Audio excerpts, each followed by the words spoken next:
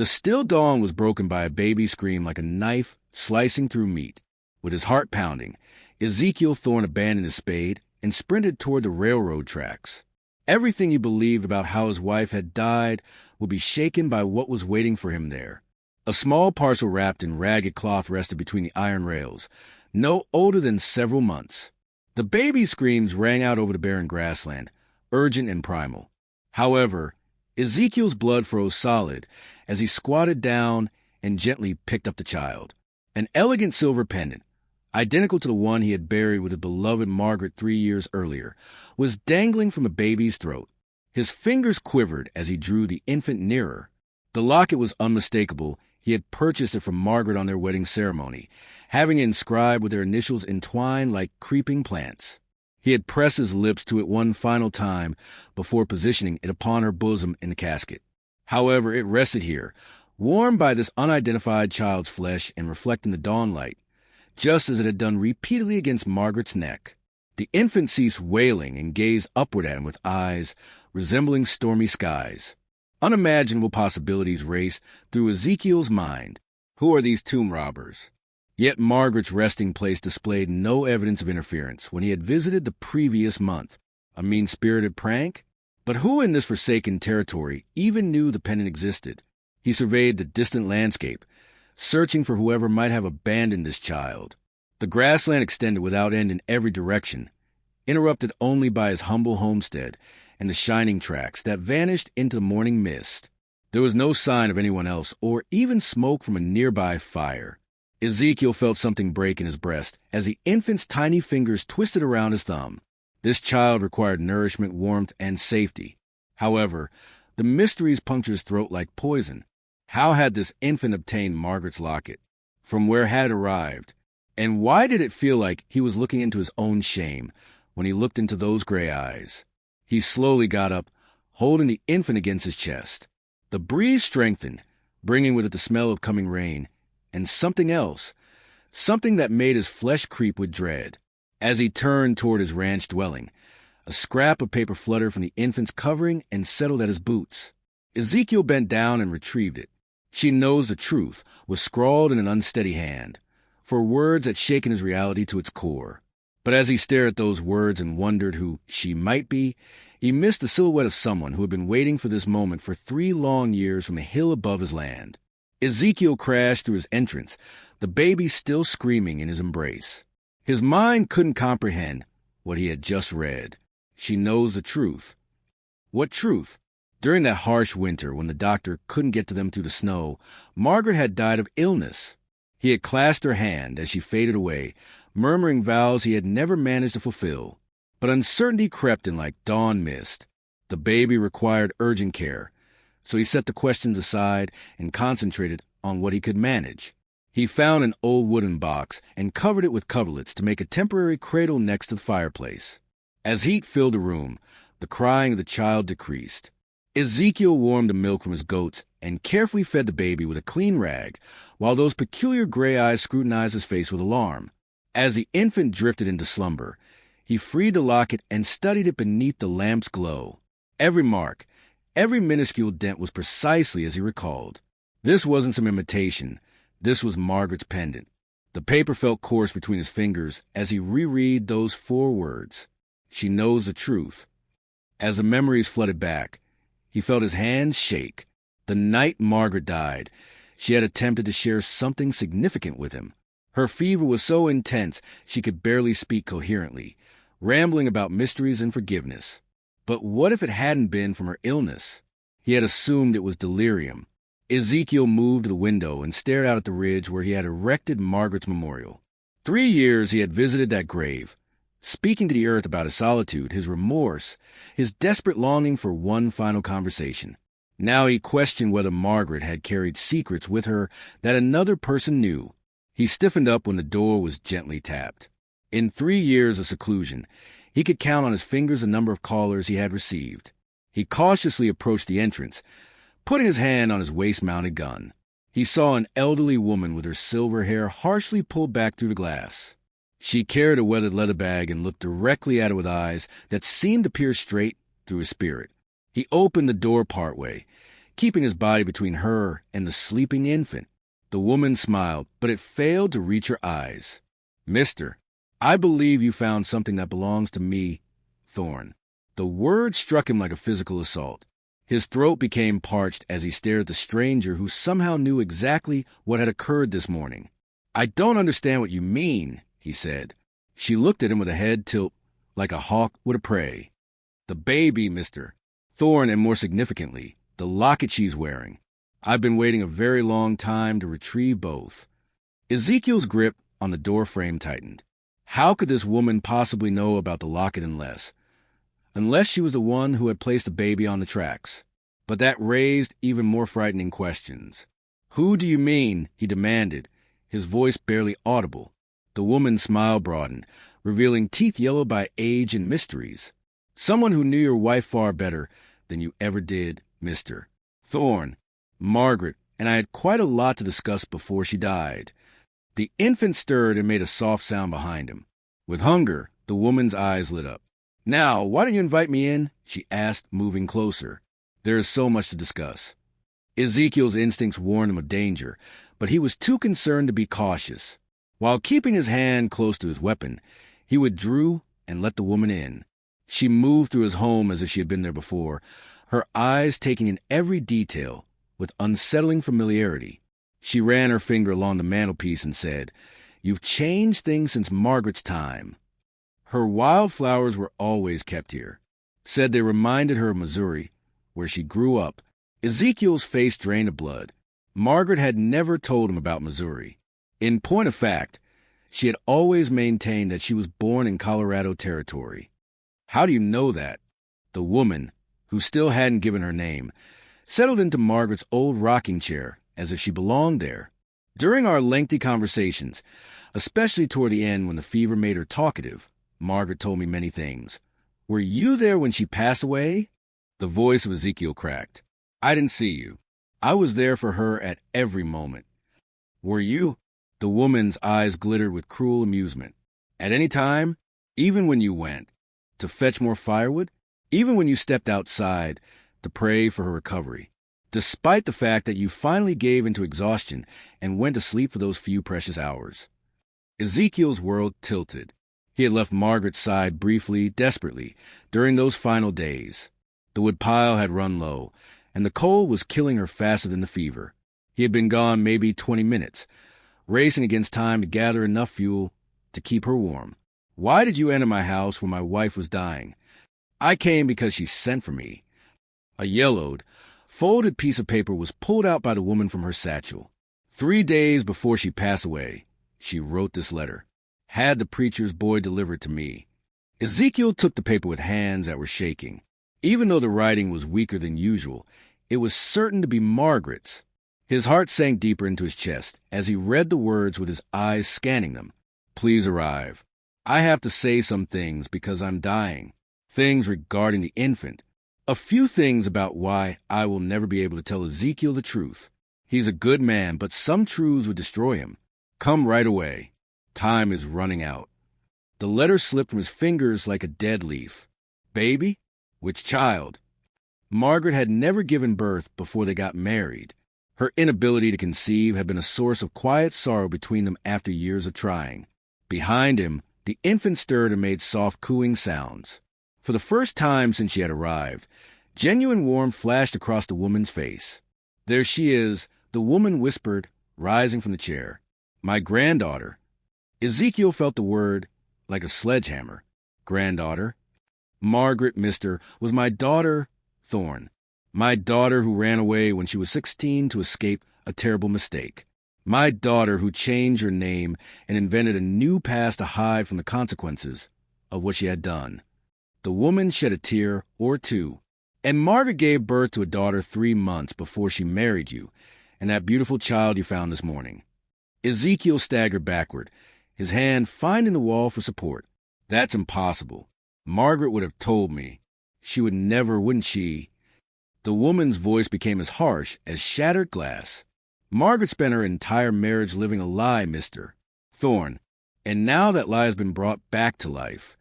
As if she could sense the adult's growing tension, the baby's cries suddenly filled the room. However, as Ezekiel stared at the woman who claimed to be Margaret's mother, he noticed something that chilled his blood. The woman was reaching into her satchel again, and this time her hand emerged holding something that gleamed in the firelight. Like a serpent's eye, the woman's knife caught the firelight. Ezekiel's throat went dry as she held it casually, almost lovingly, between her weathered fingers. She said, "Easy now," observing his response. Margaret owned this old thing. After what happened in Missouri, she carried it everywhere. The woman spoke barely louder than a whisper. She used it to shield herself from her child's father. The woman smiled with a sad smirk as Ezekiel's hand moved toward his gun. "Mister, I'm not here to cause you harm. Thorne, though I should be angry with you for keeping my granddaughter from me for 3 years. She looked at the worn handle as she turned the knife over in her hands. "You see, Margaret made me promise something before she died. She made me swear that I would come after the child she had hidden away if anything happened to her." Tucked away, Ezekiel's mind raced. Margaret had no children. She died childless. The woman laughed so hard it was like winter wind. "Oh, okay, she had a child. Margaret was just 17 when she was born in a Kansas City brothel. The place's owner was a violent individual who would have killed Margaret and the baby if he had known she was pregnant. Despite everything, Ezekiel found himself moving toward the baby as her cries got louder. He was being watched by the woman with calculating eyes. She went on to say, "Margaret escaped one night during a thunderstorm. With nothing but the clothes on her back and that locket around her neck, she was pregnant and terrified. She got to a missionary couple who helped mothers without a husband. They agreed to take the baby and locate a suitable home for her. When Ezekiel lifted the baby, she immediately settled down in his arms. He had complete faith in those gray eyes, which looked so familiar to him now that he thought about it. The woman stated, the Weatherbys were the missionary couple, kind people who ran a small ranch near the railroad tracks. While Margaret reinvented herself and eventually found you, they raised Margaret's daughter as their own for 3 years. Then why is she now here?" Even though a portion of him was already dreading the response, Ezekiel demanded, "Because the Weatherbys passed away this past week. They both succumbed to cholera within days of each other." Genuine sorrow cracked the woman's voice. They wrapped Margaret's locket around the infant and left her where they knew she would be found as their final act. They were aware of the solitary rancher who lived near the railroad tracks. He heard about the man who had lost his wife and felt guilty for it. In Ezekiel's mind, the components joined together like the chambers of a gun. The baby hadn't been left on his own. He was the one who had been left her alone. But why not? The woman went on to say, "Margaret only went to the Weatherbys once after she married you. She got them to promise to never contact her and gave them money. But she also made them promise something else. They ought to bring her daughter to you if anything ever happened to them." "Why me?" The question was strangled as it came out. For the first time since she arrived, the woman's eyes became softer. "Because Margaret observed your fervent desire for children. She observed that you placed blame on yourself for her inability to conceive, but she was unaware that her own guilt was killing her. She knew you would love this child as your own." Ezekiel lowered his gaze to the infant in his arms. Margaret's daughter, the secret child of his wife, who is now orphaned and alone in the world. He was crushed like a mountain by its weight. As she got out of her chair, the woman said, "But there's something else you need to know. Something Margaret required me to swear I would tell you if this day ever came." Ezekiel's carefully constructed world was shattered when she spoke again, as she moved closer with the knife still in her hand. Margaret did not succumb to fever, Mr. Thorne. She had been poisoned, and the man who killed her is currently traveling in this direction. The words hit Ezekiel like a physical blow. Poisoned. 3 years of sorrow and guilt suddenly took on a sinister new meaning, and the room spun around him. He had blamed himself for not saving Margaret, but someone had deliberately taken her life. Who? The expression was barely audible. He now realized that the woman hadn't told him her name. She went to the window and looked through the curtains. "His name is Silas Creed. He was the owner of the Kansas City brothel where Margaret worked.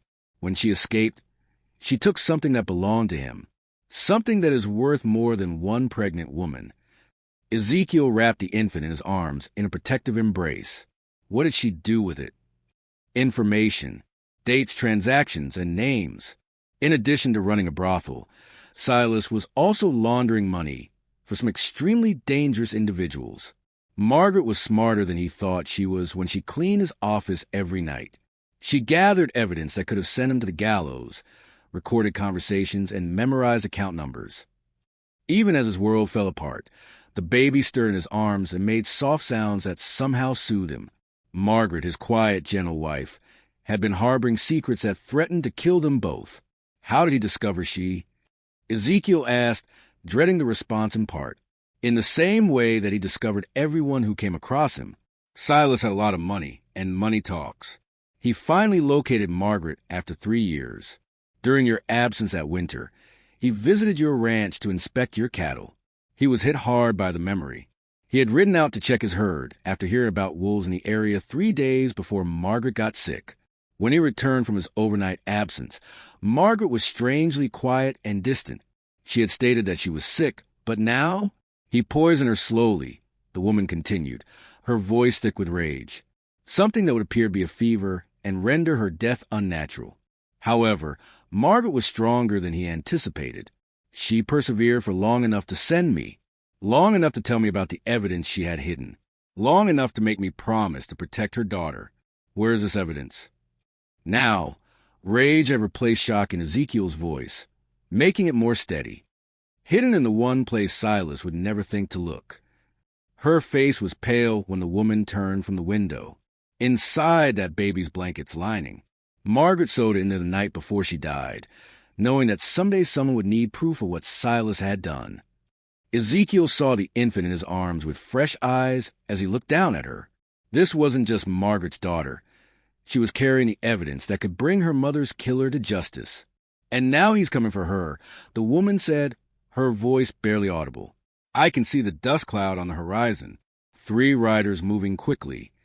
If you're enjoying this story, don't forget to subscribe to our channel for more incredible tales from the Old West. Ezekiel's blood turned to ice as he followed her gaze through the window. In the distance, 3 dark shapes moved across the prairie like harbingers of death.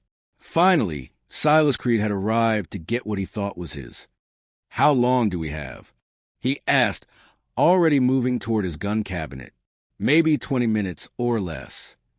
The woman's hand shook as she examined Margaret's knife. This time, he has brought assistance. Professional killers, from the look of them. Ezekiel began loading ammunition with practiced efficiency after removing his rifle from the cabinet. 3 years of guilt and grief had just transformed into cold, focused fury.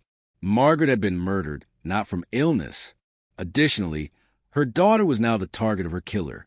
What's your name? He asked the woman as he checked his pistol. Ruth Caldwell said, the mother of Margaret. Now, she spoke steady and determinedly. And I swear I won't let that monster harm my granddaughter. But Ezekiel couldn't shake the feeling that Ruth was still hiding something as he got ready to fight his life. Something about why Silas wanted the baby so desperately and why Margaret's evidence was worth killing for. Time was running out as the prairie echoed with the sound of approaching hoofbeats. The hoofbeats grew louder, drumming against the earth like an approaching storm. Ruth moved to the back of the room, and Ezekiel set up shop at the front window, flanking the sleeping infant like guard wolves. Through the glass, Ezekiel could make out the riders clearly now. 3 men in dark coats, their faces shadowed by wide-brimmed hats. With the self-assurance of a man who had never lost a battle, the leader rode a massive black stallion. That had to be Silas Creed. While looking at the man who had killed his wife, Ezekiel murmured, "He looks older than I expected." "Evil age is a man," Ruth replied grimly. For the past 2 decades, Silas has been collecting debts and blood. He won't stop until he achieves his goal. As they got closer to the ranch house, the riders slowed down and spread out in a wide arc to block any escape routes. Professional methods, these were not hired killers. Rather, they were seasoned, previous perpetrators. First, Silas dismounted carefully and methodically. Ezekiel could see the man's pale eyes looking through every window and hiding place from a distance. "Ezekiel Thorne," he called out in a voice that easily traveled across the yard. "I know you're in there. I'm here to collect something that was stolen from me." With his finger resting on the rifle's trigger, Ezekiel remained silent. Let Silas make the first move. Silas went on to say, I'm not an unreasonable man, and he walked slowly toward the house. I simply want what belonged to me taken from you by your wife. Hand over the baby and the evidence, and I'll ride away. My word is yours. His promise. Ruth quietly spat, the exact same word he used to poison Margaret. The baby stirred at the sound of voices, her gray eyes opening to stare at the ceiling. By remaining completely silent, she gave the impression that she was aware of the danger and that her silence could save lives. Silas yelled, I've got all day, Thorne, but my associates here are getting impatient. They have a tendency to set things on fire when they're bored. One of the other riders pulled out a burning torch to emphasize the point. The message was clear. Either give in or watch everything fall apart. Ezekiel's jaw clenched. This was his land and home. He would be damned if he let Margaret's killer desecrate her memory by destroying their life together, which was buried just over that ridge. Ruth, he whispered, can you get to the root cellar with the baby? Not unless they see me. After that, we take a stand here. Ezekiel did one more check of his ammunition. 6 shots in a rifle, 6 in his pistol, against 3 professional killers. Even though it wasn't much, it had to be enough. Ezekiel could see the cruel smile that was playing in the corners of Silas' mouth as he got closer now. This was a man who enjoyed other people's suffering, who took pleasure in fear and desperation. Silas yelled, Last chance, Thorne. I am aware that the elderly woman is inside with you. Margaret's beloved mother, Ruth Caldwell. Did she tell you about Margaret's life-threatening beg? How could she have promised that if I would just let her live long enough to see her husband again, she would give me everything I wanted? The words were meant to hurt and cause Ezekiel to become irate and careless. But instead of rage, he felt something cold and deadly settle in his chest. Before Margaret was killed, this man had tortured her and made her last moments a living hell. Ezekiel responded, You made one mistake, Silas. His voice clearly heard across the yard. And what's that? You saved my life. The response came right away. Just as the first shot from Ezekiel shattered the morning air, Silas swam for cover behind a water trough. The bullet caught one of the hired guns in the shoulder, spinning him from his saddle. But as gunfire erupted around the ranch house, Ruth suddenly grabbed Ezekiel's arm with desperate urgency. She hissed over the sound of bullets splintering wood. There's something else. Something I didn't tell you about what Margaret stole. It wasn't just evidence about the brothel. What are you talking about? Ruth's face was white with terror. Margaret did more than just keep track of account numbers. She stole Silas's most valuable asset, the location of a Confederate gold shipment that was never recovered after the war. Gold worth more than $100,000. As the full extent of Margaret's secret became clear, the world around Ezekiel appeared to slow down. She had been carrying information that could make someone extraordinarily wealthy in addition to running from a dangerous man. And at this point, that information was sewn into a blanket for a baby as 3 killers got closer to their position. Glad Confederate? $100,000 worth of stolen treasure. Ezekiel thought as bullets shattered the windows around them. Enough to purchase armies enough to kill for without hesitation. Where? He demanded, reloading his gun at a familiarly rapid pace. Buried somewhere in the Cerrito Mountains. Ruth gasped, pressing herself against the wall as the splinters exploded near her head. The precise coordinates were written down in Margaret's private papers. She was aware that it was her insurance policy, the one thing of sufficient value, to keep her alive in the event that he ever found her. However, she had been discovered by Silas nonetheless, and insurance policies have no value to a deceased person. Ezekiel was forced to duck as a bullet whizzed by his ear as the gunfire got more intense. He could see Silas directing his troops with military precision through the broken window. They were using the outbuildings as cover as they made their way toward the house from 2 sides. Her cries cut like a knife through the chaos as the baby began to cry. Ruth grabbed her right away and held her close while attempting to stay below the window line. We can't hold them off much longer, she said, her voice tight with fear. She was correct, and Ezekiel knew it. His ammunition was running low, and Silas's men were closing the distance. In minutes, they would be at the door, and then it would be over. But he started to think of a desperate plan as he watched the killers advance. Their only hope is dangerous and probably suicidal. "Ruth, may I ride with you?" "What?" "My horse is in the barn. You might be able to get the baby out the back if I can distract you enough." Ruth's eyes widened with understanding and horror. "You're talking about putting yourself at risk." Margaret would want her daughter to live. Ezekiel's voice was steady, resolved. "And someone needs to make sure Silas pays for what he did."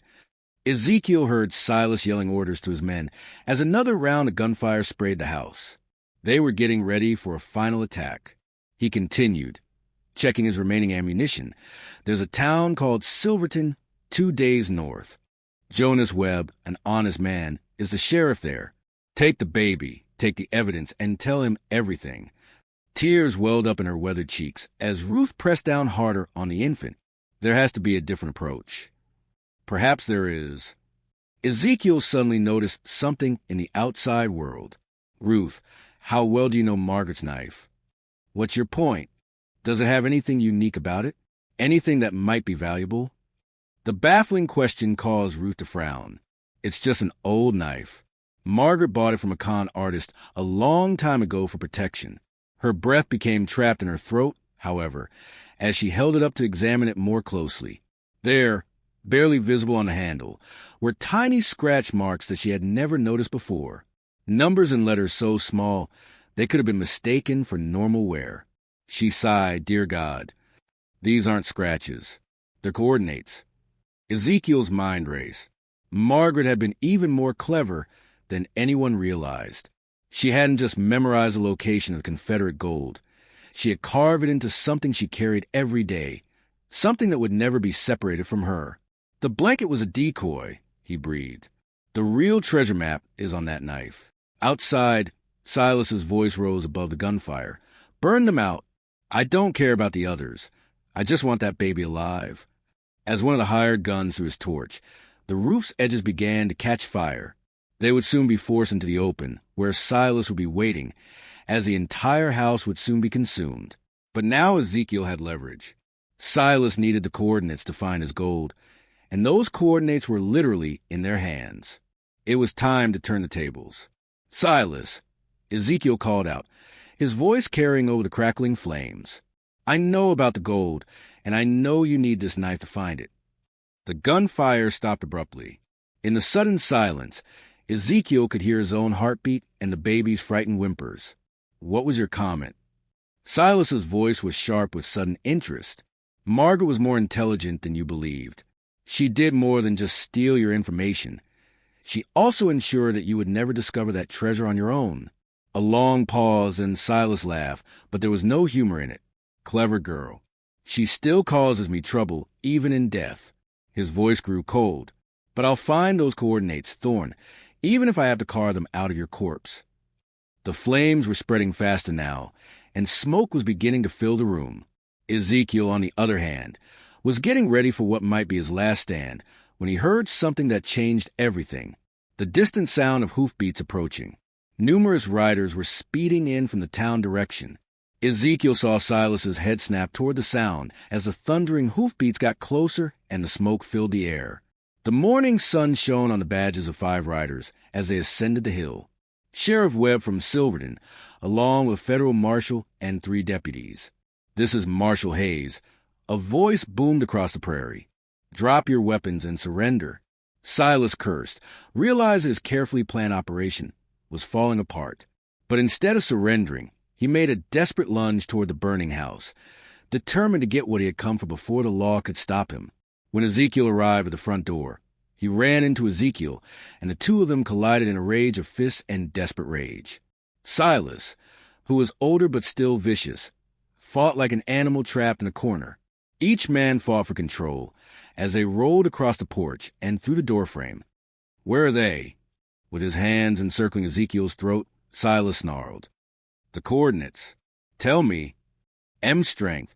Margaret had been poisoned by this man, who turned her final days into a nightmare of terror and suffering. With a roar of fury, he broke free and landed a devastating blow to Silas's jaw, sending the killer sprawling. Now that they had surrounded the property, the police opened fire on the remaining men of Silas.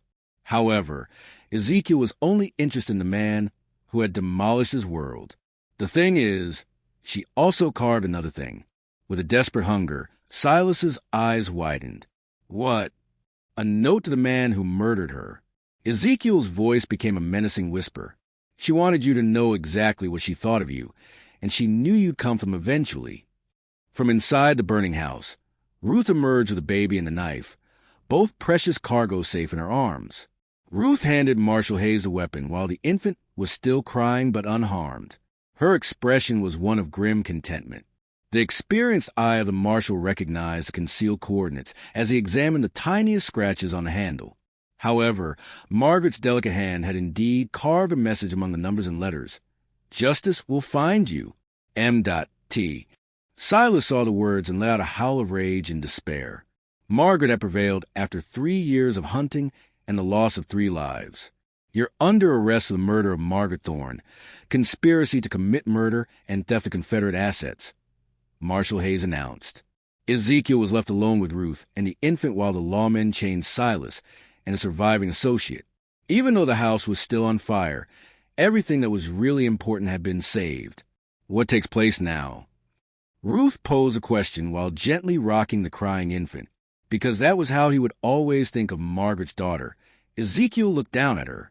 It made perfect sense now that those gray eyes that had seemed so familiar, with their quiet strength and intelligence, they were Margaret's eyes.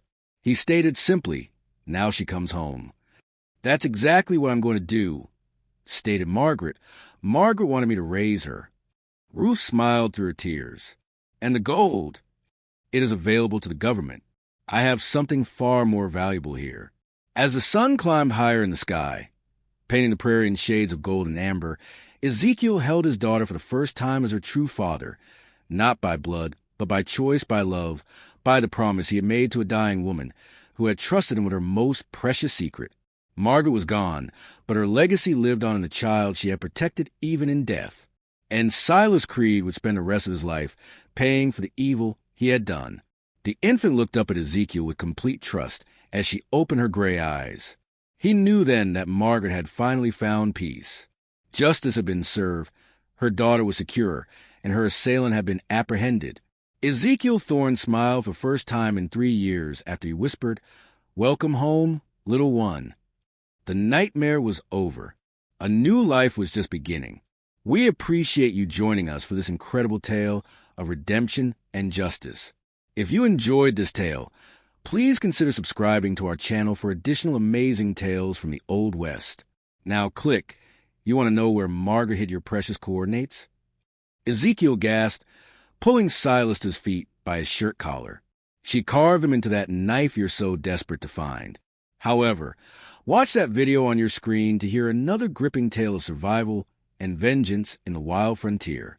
This one is about a woman who went missing with her children into the desert, but came back years later with skills that would scare even the most seasoned outlaws. It won't last long. Now click.